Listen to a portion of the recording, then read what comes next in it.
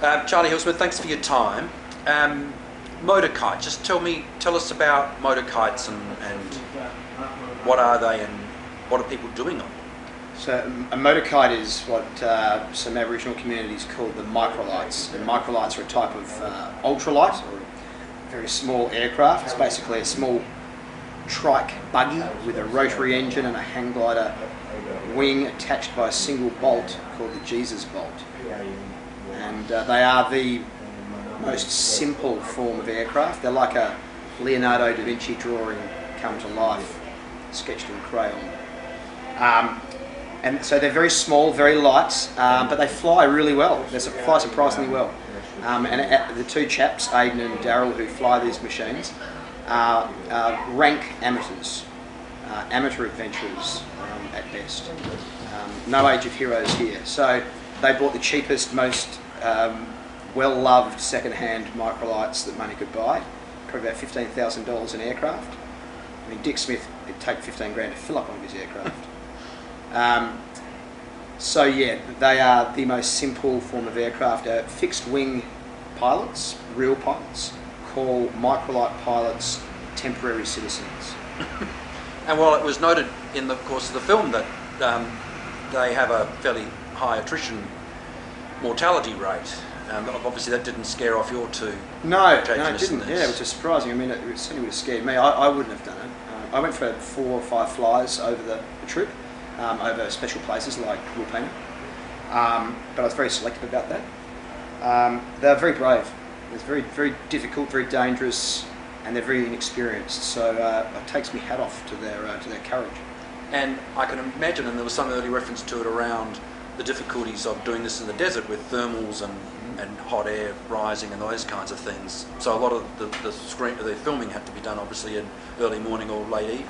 Yeah, that's right, because up in the central Australia you get these really vicious thermals, and this is the best time. We flew in the middle of the year, so in our winter, which is the best time to be out in the centre of the country because it's beautiful days of 25, 26 degrees, but very cold nights. And even with those coolish days, you still get these road winds and very, very strong thermals.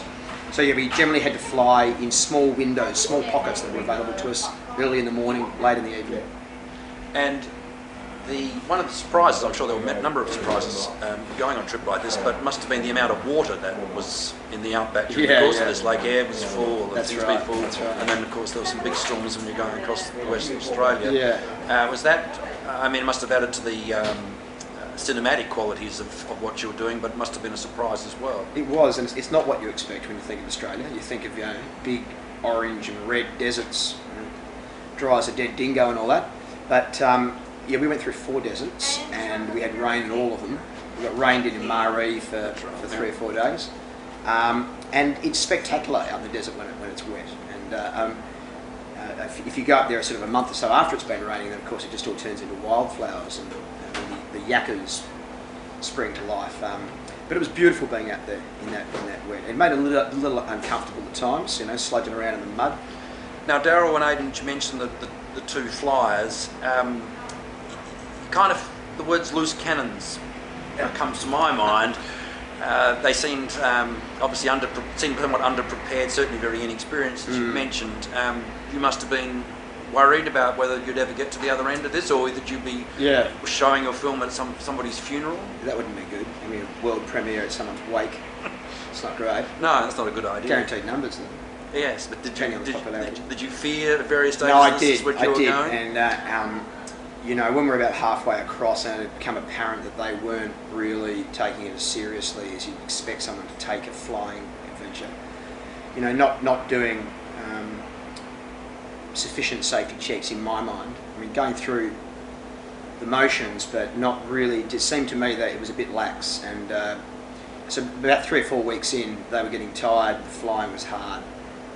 They were becoming less diligent on their checking, and then this one day, both of them had a little prank where Daryl came down first and misjudged a run into some moulder trees and ended up with his kite stuck amongst the moulder, and it could have easily ended up being impaled by one of these hideous bits of stick. And then about 2 hours later, Aidan came down on some really soft sand and flipped his almost completely over as well. So we had a break in Alice Springs for a couple of weeks, sorry, a couple of days, should I say, and had a big chat there about, all right, we're halfway, we've made it, no one's died, let's try and keep it that way. But I think we had, if there is such a thing, just the right amount of crashing. They being two couples and a long tiring trip where things, of course, are never going to go according to plan, there must have been enormous strains between them that, as sort of the outsider, but on the inside, it must have been kind of difficult for you. Painful to watch. Painful to watch. But they did really well. You know, the couples, the two couples love each other very much. I think that helps a lot. And they really helped each other out. They showed great commitment to each other, both couples, because it wasn't easy. And but they seemed to communicate pretty well. It seemed like a pretty modern sort of relationship dynamic going on there between those four. Especially Elsie, who was the one woman who had not been to the outback before, first time to the bush, first time to Aboriginal communities, and for her it was a real test, and having her partner in that sort of danger every day was a real stress for her as well. But she showed great resolve, and didn't whinge, and got the job done, and I think ended up having a wonderful time and learning a lot from it. So what inspired you to get involved in this expedition? I'd worked with Aidan, one of the pilots, on a previous film where, when he was 20, he built an ocean-going catamaran as his year. I think he was 18 actually. His year 12 school project. Went to a Steiner school. So instead of doing sort of maths and science, he built an ocean-going catamaran, 44-foot catamaran. So in 2003, he sailed me and a crew of 6 people from Darwin to the Spice Islands in Indonesia when he was 20. So when he was about 26, he called me up and said, I got this plan, I want to fly these Microlights across Australia. And I got to know him and knew what a terrific bloke he was, and heart of gold. And I knew that he wouldn't want to do an adventure just for the hell of burning petrol. For him, it was about trying to shine a light on remote Australia. He works as a remote area nurse, and he loves Aboriginal culture, and he wanted to share a bit of that. He was sick of just hearing negative media representation in the cities, and thought we can do better than that. We can show a bit of celebration. So he asked me, and we see very much eye to eye on those things. And we wanted to make a film that was a bit of a Trojan horse that quacked and walked like an adventure movie, but actually brought a bit of cross-cultural content right into that middle Australia spot. I think there are two moments, and they're both based around the landing at Kintor, the football carnival. But I also thought the imagery of the Aboriginal art, and then the views from the sky, which is of course how those their paintings are sort of developed, and the synchronicity of those was was very poignant and very revealing and moving. Yeah, and I think it's something that we non-Aboriginal people have sort of known about for a little while. We have this idea that we've heard about the dot paintings from Central Australia. We know that they are, we've been told at least, that they are aerial views of sacred and important bits of land and country. And so we've known about that for a little while, and that sort of always intrigued us as non-Aboriginal people. But just to see that simple step of taking an aerial view and then dissolving it into a painting of that area, whilst flying with the old pilot, the old artist at the same time, it's a simple but beautiful thing, and people love it. People were very affected by it. And so tell us about your filmmaking. My passion, I sort of fell into filmmaking 15 or more years ago. I come from a theatre and art background. Takeaway? But I'm very passionate about Australia. I'm very passionate about who we are and where we are.